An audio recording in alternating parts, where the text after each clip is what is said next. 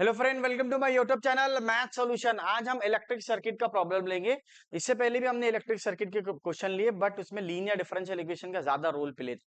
But इसमें एक step और बढ़ गई। क्यों बढ़ गई? ताकि यहाँ पे इंटीग्रेशन आया। अब इंटीग्रेशन को एलिमिनेट करने के लिए आपको डेरिवेटिव लेना पड़ता। तब जाके आपका इंटीग्रेशन एलिमिनेट्स होता। क्वेश्चन सेम ही है मैक्सिमम, बट आपको थोड़ा एक स्टेप एक्स्ट्रा है इसके अंदर। और यहाँ पे ई भी देवा है, ठीक है ना। तो ईएमएफ भी देवा है।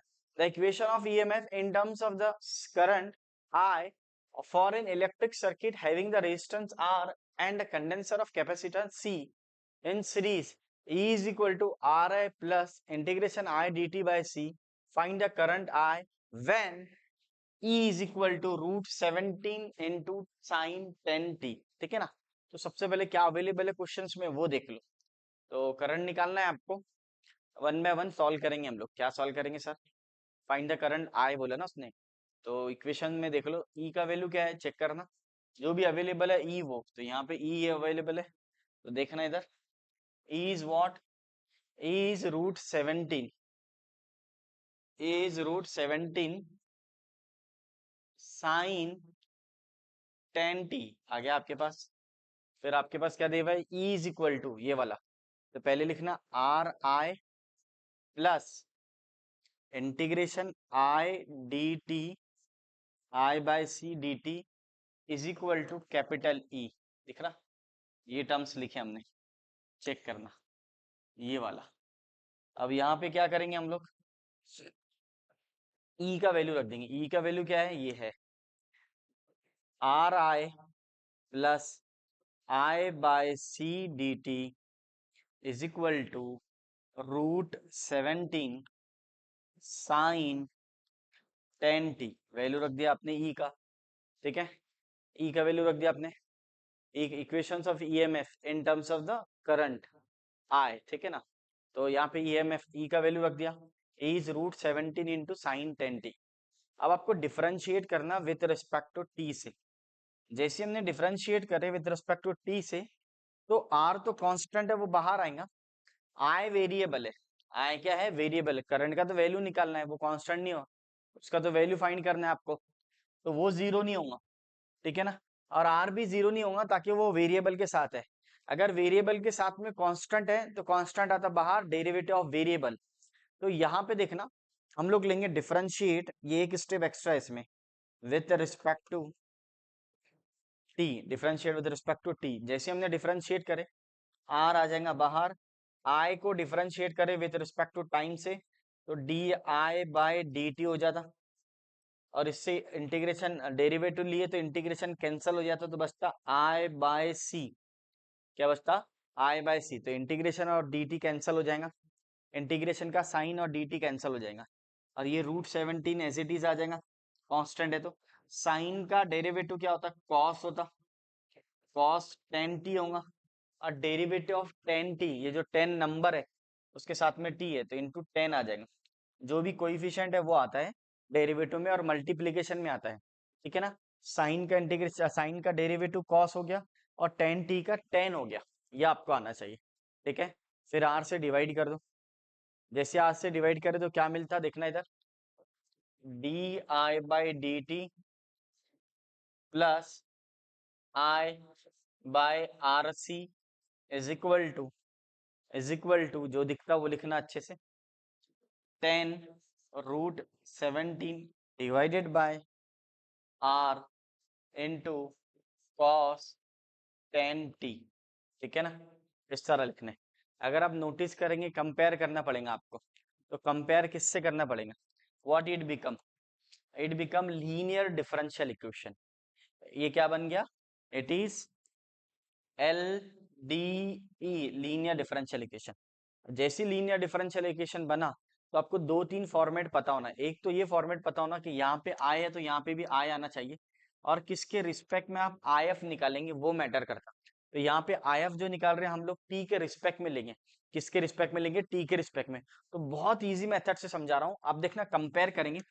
D I by D T plus A I is equal to B, ठीक है, is equal to B, comparing with. तो ये भी डिफरेंशियल इक्वेशन है, इसको कंपेयर किए। अब आपको ए और बी का वैल्यू निकालना है। अगर आप नोटिस करेंगे तो ये D I by D T है, तो ये भी D I by D T है, ये आई है तो ये भी आई है, बट इसका जो कोइफिशिएंट है ए का वैल्यू यहाँ पे आर सी आ जाता 1/RC, और बी का वैल्यू यहाँ पर आ जाएगा आपका 10√17/R into cos of 10t। ये जो राइट हैंड साइड में वो बी का वैल्यू रहता, चाहे वो कुछ भी हो, ठीक है ना। क्या किया सर आपने? कुछ भी नहीं किया। अगर आप नोटिस करेंगे इक्वेशन लिख दिया, जो भी वैल्यू थी वो, फिर जो आर आया था ई का वैल्यू रख दिया, ई का वैल्यू रखने के बाद में डिफरेंशिएट करा विद रिस्पेक्ट टू टी से, तो ये D I by D T बना, इंटीग्रेशन कैंसिल हो गया डेरिवेटिव से, और ये साइन का कॉस हो गया और टेन टी का टेन आ गया, ठीक है। फिर इसको स्टैंडर्ड फॉर्म में बनाया। हमेशा लीनियर डिफरेंशियल इक्वेशन में ध्यान रखना, यहाँ पे जो कोइफिशिएंट रहता है वो 1 चाहिए, तो यहाँ पे जो भी वैल्यू रही उसको डिवाइड करना पड़ता। तो मैंने क्या किया, उसको आर को डिवाइड कर दिया, आर को डिवाइड करने से ये आर सी बना, और ये डिवाइड में इधर आर आ गया। अब कंपेयर कर लिए, क्यों? ताकि it become a linear differential equation. जैसी लीनियर डिफरेंशियल इक्वेशन बना तो आपके पास एक इक्वेशन है D I by D T plus A I is equal to B, ठीक है। कोई कोई बुक में पी वाई लिख सकता, P I is equal to Q भी लिख सकता, ठीक है। ए और बी का वैल्यू निकाल लिया, ये ए का वैल्यू और ये बी का। अब आपको आई एफ निकालना है। क्या निकालना है बेटा? I F. तो आई एफ कैसा निकलेगा चेक करना, यहाँ पे आई एफ मैटर करता। आई एफ का वैल्यू आता है ई रेस टू, किसके रिस्पेक्ट में है? तो टी के रिस्पेक्ट में है, तो टी आएगा ए डी टी आ जाएगा, ए डी टी। अब ए का वैल्यू बोलो क्या है बेटा? 1/RC, और ये डी टी, आर भी कांस्टेंट सी भी कांस्टेंट, तो दोनों कांस्टेंट को बाहर ले लूंगा मैं, तो क्या बना? 1/RC बाहर आ जाएगा, विथ रिस्पेक्ट टू टी ले रहे तो क्या आ जाएगा? टी आ जाएगा। तो टी बोले तो 1 का इंटीग्रेशन टी हो जाएगा, वो तो आरसी कांस्टेंट है, तो 1 कंसिडर होगा, तो 1 का integration with respect to T में क्या आ जाता? टी आ जाता, तो ये टी बाय आरसी हो जाता। So I F is what? I F is e raise to T by RC. तो ये आई एफ का वैल्यू, किसका वैल्यू है बेटा? आई एफ का। अब आपको पता है लीनियर डिफरेंशियल इक्वेशन में पहले आई एफ निकलता, फिर रिक्वायर्ड सॉल्यूशन निकलता। क्या निकलता बेटा? Required solution. तो हम लोग रिक्वायर्ड सॉल्यूशन को नेक्स्ट स्लाइड में देखेंगे, तो देखते हैं नेक्स्ट स्लाइड। चलो, रिक्वायर्ड सॉल्यूशन, तो आई एफ, ये तो पता है आपको, आई क्यों लिख रहे? I F integration I F b d T plus c, ठीक है, ये तो याद होना आपको, ठीक है। ये तो बी बोले तो राइट हैंड साइड, तो आई एफ का वैल्यू पता है आपको, आई एफ बोले तो e raise to T by are c, फिर integration E raise to T by are c, फिर यहाँ पर आ जाएगा बी, बी बोले तो सर क्या आ जाएगा आपका? 10√17 divided by are into cos of 10t d T plus c. तो ये बी का वैल्यू अगर आप नोटिस करेंगे तो ये बी का वैल्यू राइट हैंड साइड वाला। राइट लिखे सर आपने? हाँ राइट लिखे, चेक कर लेना। अब क्या करना है आपको? इंटीग्रेशन निकालना है। तो इंटीग्रेशन के लिए थोड़ा सा बेसिक्स आना चाहिए। मैंने डायरेक्ट रेडीमेड फॉर्मूला लिखा आपके पास, आप ये भी अप्लाई कर सकते हो और ये भी अप्लाई कर सकते हो। तो देखेंगे हम लोग, पहले इसको स्टैंडर्ड फॉर्म में बनाएंगे। आई एज इट इज लिख लो, e raise to T by are c को भी लिख लो, टी बाय आर सी, ठीक है। अब यहाँ पे कांस्टेंट जो टर्म्स है उसको बाहर ले लो, ये टर्म्स कांस्टेंट है, 10√17 divided by R integration E raise to T, यानी 1/RC बोलो इसको, 1 इंटू टी को भी लिख सकते हैं अपन, टी बाय आर सी को 1 इंटू टी लिख सकते हैं, और ये आ जाएगा cos of 10t d T. अब कंपेयर करो, अब आप इसका इंटीग्रेशन, अभी तक जो इंटीग्रेशन निकल रहा था तीनों प्रॉब्लम में, वो सिर्फ बेसिक फॉर्मूला आ रहा था ई रेस टू ए एक्स वाला, बट यहाँ पे क्या है? ई रेस टू ए एक्स भी है और कॉस बी एक्स भी है। तो अगर ऐसा कोई फंक्शन आया, एक एक्सपोनेंशियल और दूसरा ट्रिग्नोमेट्री, तो ये फॉर्मूला लगता है, ये एक्सपोनेंशियल यानी ई रेस टू ए एक्स वाला, और ये ट्रिग्नोमेट्री यानी कॉस बी एक्स वाला। और अगर ये दोनों अगर मल्टीप्लीकेशन में है तो लिएट रूल से इसका फॉर्मूला बनता, अपने 11 12th में पढ़े। आपको प्रूफ करने की जरूरत नहीं है, डायरेक्ट रेडीमेड फॉर्मूला भी आप याद कर सकते, या तो ये याद कर लो या फिर ये याद कर लो। तो बुक में ये दे हुआ है तो आप ये इसको ध्यान में रखो, ठीक है, दोनों में से एक। तो क्या है, अगर आप फॉर्मेट को देखेंगे तो x का जो कोइफिशिएंट है वो a है, x बोले तो t का रोल प्ले कर रहा है यहाँ पे, t का जो कोइफिशिएंट है, तो मैं a का वैल्यू लिख लेता हूँ 1/RC हो जाता। देन b का वैल्यू, स्मॉल b, हाँ स्मॉल b का वैल्यू आपके पास में आ जाएगा 10, ठीक है। अगर आप कंपेयर करेंगे तो e raise to A x, ए बोले तो ये है, और यहाँ पे टी का रोल यानी 1/RC आर सी बोले तो ए है, और ये बी एक्स बोले तो ये बी बोले तो 10 का वैल्यू, बी का वैल्यू 10 है, बी का वैल्यू 10 है। अब आप ये फॉर्मूला लगाओ या ये फॉर्मूला लगाओ, दोनों में से कोई भी फॉर्मूला अप्लाई कर सकते, ये दोनों भी इजी है, बट मैं चाहता हूँ सेकंड वाला फॉर्मूला ताकि और आसान हो जाए। तो नोटिस करो, ए और बी का वैल्यू मैंने कंपेयर करके निकाल लिया, जो टी का जो कोइफिशिएंट रहेगा वो ए का वैल्यू रहेगा, यहाँ पे जो कॉस के एंगल में जो टी का कोइफिशिएंट रहेगा वो बी का वैल्यू रहेगा। अगर आप नोटिस करेंगे तो देखो यहाँ पे x का जो कोइफिशिएंट है वो a है, और यहाँ पे x का कोइफिशिएंट क्या है, b है। कौन से वाले में, एक है एक्सपोनेंशियल फंक्शन, दूसरा है ट्रिग्नोमेट्री फंक्शन। तो ये है एक्सपोनेंशियल फंक्शन जो e है, तो और cos bx बोले तो ट्रिग्नोमेट्रिक फंक्शन। तो एक्सपोनेंशियल में a का वैल्यू 1/rc है, और ट्रिग्नोमेट्री में b का वैल्यू क्या है, 10 है। तो ये आपको आना चाहिए। अब आप आपको फॉर्मूला अप्लाई करो, ये वाला देखकर ही अप्लाई करो, हाँ कोई इंटीग्रेशन लेने की जरूरत नहीं आपको, बस ये फॉर्मूला आप मेमोराइज कर लो। तो देखेंगे सर ये ऊपर वाला लगा सकते क्या, दोनों में से कोई भी लगा सकते, कोई प्रॉब्लम नहीं है, लेकिन ये और शॉर्ट है। तो अब ये शॉर्ट कैसा बना देखना, तो 10√17 डिवाइडेड बाय r, फिर into E raise to T by are C as it is रहेगा, डिवाइडेड बाय रूट ऑफ इसका स्क्वायर, तो इसका स्क्वायर क्या रहेगा, 1 का स्क्वायर 1, आर स्क्वायर सी स्क्वायर, प्लस बी का स्क्वायर बोलते 10 का स्क्वायर, 10 का स्क्वायर कितना होता, 100 होता, डायरेक्ट लिख लो। फिर आ जाएगा कॉस, क्या आ जाएगा, कॉस बी बोले तो 10t minus ten inverse of what, check करना, b का वैल्यू क्या है, 10 है, और a का वैल्यू 1/rc है, a का वैल्यू 1/rc है, इस तरह। अब क्या होगा देखना इधर, i e⁻t/rc, और यहाँ पे प्लस सी लिखना भूल गया मैं, तो प्लस सी की जगह के लिख दो, क्योंकि क्वेश्चन में सी अवेलेबल है इसलिए। ठीक है, आप कुछ भी नहीं, आप इसको सॉल्व करो। तो सॉल्व कैसा करेंगे, और शॉर्ट कर लेते थोड़ा, शॉर्ट करने के बाद अब हम लोग नेक्स्ट स्लाइड भी जा सकते, कोई प्रॉब्लम नहीं है। तो देखना पहले क्रॉस मल्टीप्लिकेशन कैसा होगा, चेक करना, बहुत ईजी मेथड है ये। तो ये आ जाएगा आपका i e⁻t/rc, और ये 10√17 डिवाइडेड बाय r, फिर ये आ जाएगा e⁻t/rc root of 1 plus R square C square divided by 100, और ये रूट जो है बाहर निकल जाएगा, जैसी रूट बाहर निकल जाएगा तो चेक करना क्या बनेगा, आर सी बनेगा, क्या बनेगा, आर सी। जैसे आपने इसको क्रॉस मल्टीप्लिकेशन कर लिए, इधर गया ये इधर गया, अगर कोई बच्चों को प्रॉब्लम है तो देख लो इधर, ये आर स्क्वायर सी स्क्वायर प्लस 100 है, ये रूट के अंदर है, तो ये देखो कोई नहीं पढ़ाएगा, ये 8वीं 9वीं में पढ़े अपने, ये R square C square divided by 100 into 100 divided by R square C square.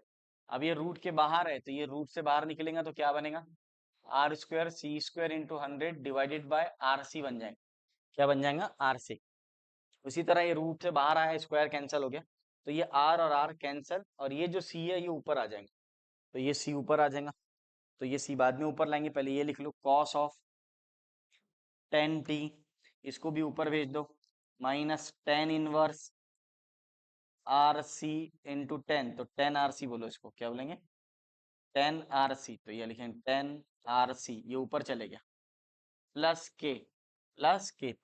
अब अगली स्टेप जो लिखेंगे कैसा लिखेंगे, यहाँ से आर और आर कैंसिल हो गया, आर सी कैसा बच्चा समझा ना, रूट के बाहर आया तो आर सी हो जाएगा। अब ये सी को ऊपर भेज दो, और कलर चेंज कर दूंगा ताकि समझे आपको। तो यहाँ पे आएगा आपका ये एक स्टेप, आई e⁻t/rc, फिर ये सी ऊपर आ गया, तो 10√17 इंटू सी इंटू t/rc, फिर आ जाएगा cos of 10t minus 10 inverse 10 rc plus के हो गया, इस तरह। अब हम लोग क्या करेंगे, k का वैल्यू निकालेंगे। अब k का वैल्यू हम लोग नेक्स्ट स्लाइड में निकालेंगे, किस तरह निकलता k का वैल्यू, तो देखते हैं। ठीक है, अब हम लोग k का वैल्यू निकालेंगे, k का वैल्यू किस तरह निकालेंगे ये देखेंगे। तो हम लोग के पास इनिशियल कंडीशन अवेलेबल है क्वेश्चन में, अगर आप नोटिस करेंगे तो क्वेश्चन में अवेलेबल है, क्वेश्चन में क्या है चेक करना, इनिशियल कंडीशन। तो इनिशियल कंडीशन है यहाँ पे i = 0, t = 0, इससे मुझे क्या निकल जाएगा k, और k को वापस रीसब्स्टिट्यूट कर देंगे तो i निकल जाएगा, तो ये आपका i है, ये ध्यान में रखना। तो चेक करना यहाँ पे इनिशियल कंडीशन। तो इनिशियल कंडीशन आपका आ गया, इनिशियल कंडीशन क्या रहेगा, तो ये रहेगा आपका t is equal to 0, I is equal to 0। ठीक है, अब रख दो, जैसे आई का वैल्यू आप 0 रखेंगे यहाँ से तो ये शून्य हो जाएगा। इसको इक्वेशन नंबर 1 भी नाम दे दो, इसका काम है आगे आपका। ठीक है, इधर से 10 root 17c divided by root of 1 plus 100 C square R square. E raise to 0 क्या होता, 1 होता, तो ये 1 आ जाएगा, डायरेक्ट लिख लेंगे चलेगा। अगर आपको लिखना है, शो करना है तो बता सकते हैं, ई रेस टू 0 हो जाएगा, क्योंकि टी का वैल्यू क्या है, 0। जैसे आप टी का वैल्यू 0 रखेंगे तो ई रेस टू 0 हो जाएगा, और ई रेस टू 0 1 होता। तो यहाँ पे भी कॉस टी का वैल्यू क्या है, 0, तो ये 0 हो जाएगा, आपके लिए लिखा रहा हूँ। और ये 10 inverse of 10 are C plus K. ठीक है, अब यहाँ से कॉस में का जो माइनस रहता, ये जो माइनस है वो चले जाता, क्योंकि कॉस माइनस थीटा क्या होता, minus cos minus theta is cos theta होता, तो इसलिए ये माइनस चले जाएगा, डायरेक्ट लिख लेंगे। ठीक है, तो ये बनेगा आपका 10 root 17c divided by 1 plus 100 are square C square, E raise to 0 1 होता, और ये हो जाएगा cos of 10 inverse 10 are C plus K, और लेफ्ट हैंड साइड में क्या है, 0। अब क्या करना, प्लस उधर गया तो माइनस, तो के का वैल्यू क्या आ जाएगा आपके पास, के इज इक्वल टू, ये प्लस है उधर गया तो माइनस, तो ये minus 10 root 17c divided by 1 plus 100 are square C square cos of 10 inverse 10 R C. ठीक है, ये प्लस उधर गया तो माइनस, तो ये आ गया आपके पास के का वैल्यू, किसका वैल्यू, के का वैल्यू। अब ये के का वैल्यू उठाकर हम लोग कहाँ रख दो, यहाँ रख दो, कहाँ रख दो, यहाँ रख दो। तो चेक करना भी क्या होगा, तो के का वैल्यू एलिमिनेट्स कर देंगे हम लोग, क्या बनेगा देखना बेटा। तो यहाँ पे आई आ जाएगा, e raise to T by are c आ गया, और यहाँ पे आ गया 10 root 17 into c divided by 1 plus 100 are square C square E raise to T by are c, और ये आ जाएगा cos 10 t minus 10 inverse 10 R C bracket close. फिर के का वैल्यू क्या है, माइनस, तो ये रख दो minus value, minus 10 root 17 C divided by 1 plus 100 C square R square E raise to, नहीं ई रेस टू नहीं आएगा, कॉस आ जाएगा direct, cos, C for cos है, ये जो सी है ये वाला है सी, सी 10 इनवर्स, तो क्या होगा देखना, इधर थोड़ा सा स्पेस होना मेरे को, 10 inverse 10 R C bracket close. ठीक है ना, क्या किए सर आपने, कुछ नहीं है, वैल्यू उठा के रख दिया, के का जो भी वैल्यू था, तो ये माइनस था तो माइनस में रख दिया पूरा टर्म्स, देख लेना कहीं पर। और ये सॉल्व होता कि सर, हाँ होता है सॉल्व, लेकिन रहने दो, आपको आय चाहिए ना तो डिवाइड कर दो, जैसे आप इससे डिवाइड कर देंगे, तो मुझे आय का वैल्यू चाहिए, तो ये नहीं चलता, तो इसको डिवाइड कर दो e raise to T by are c से, तो ये चले जाएगा, यहाँ से भी चले जाएगा, बट यहाँ पर ऊपर आ जाएगा, तो जब ऊपर आएगा तो माइनस होगा। I is equal to 10 root 17c divided by 1 plus 100 are square C square, ये कैंसिल हो जाएगा ये वाला। ठीक है ना, यहाँ पे बचेगा cos 10t minus 10 inverse 10 R C. ठीक है ना, इससे डिवाइड कर रहे हो आप e raise to T by are c से, तो ये भी कैंसिल हो गया, ये भी कैंसिल हो गया। अब यहाँ पे तो अवेलेबल नहीं है वो, तो ये 10c पहले लिख लो और रूट 17 लिख लो, ताकि ये रूट में आ जाएगा 1 plus 100 C square R square, और ये हो जाएगा कॉस 10 इनवर्स 10 आर सी। ठीक है, अब यहाँ पे तो है नहीं ई raise to T by are c, तो ये डिवाइड में आएगा। अब ये डिवाइड में आने से अच्छा मैंने न्यूमरेटर में लेके गया, तो न्यूमरेटर में लेके चल गया तो वो निगेटिव में आ जाएगा, e raise to minus t by are c. This is your final answer, तो ये आपका आई निकल गया। क्या निकल गया, आई करंट। क्या करें हमने लास्ट में, सर मैं ये स्टेप लिखता हूँ, खत्म कर दिया, चलेगा कोई बात नहीं, लेकिन ये थोड़ा स्टैंडर्ड दिखता, क्योंकि उसने बोला फाइंड करंट, तो करंट आई के फॉर्म में आता, इन टर्म्स ऑफ आई में आता, तो मैंने आई निकाल लिया, बाकी सबको एलिमिनेट कर दिया। तो कुछ भी नहीं है डिफिकल्ट टास्क, डिवाइड कर दो तो ये भी कैंसिल हो गया, ये भी कैंसिल हो गया। बट यहाँ पे ये टर्म है कि अवेलेबल नहीं है, तो वो नीचे आएगा, तो नीचे नहीं लिख के हमने ऊपर लिख लिया, तो डिनोमिनेटर से ऊपर गया न्यूमरेटर की तरफ, तो वो क्या हो जाएगा, negative become positive, positive become negative. तो ये था निगेटिव, सॉरी पॉजिटिव ऊपर गया तो negative. This is your final answer. इस तरह आपको सॉल्व करेंगे। अभी आपके इलेक्ट्रिक सर्किट के पूरे प्रॉब्लम हो गए। इसी में से एक क्वेश्चन आता है, आप फॉलो करो। सबसे पहले पहला वीडियो देखो, पहले वीडियो में हमने पूरा नोटेशन बता दिया किस तरह सॉल्व करने का। हमेशा अब हमने जितने भी टॉपिक बनाए टॉपिक वाइज वीडियो अपलोड कर रहे हैं हम लोग। तो पहला वीडियो आपको कंपलसरी देखना है, ताकि उसमें हम लोग ने बेसिक बताया गया आपको, लीनियर डिफरेंशियल क्या रहता है, रिलेशन क्या रहते, इलेक्ट्रिक रिलेशन क्या रहते, बेसिक एकदम रिलेशन, रेजिस्टेंस क्या था, इंडक्टेंस क्या था, कैपेसिटेंस क्या था, ठीक है ना।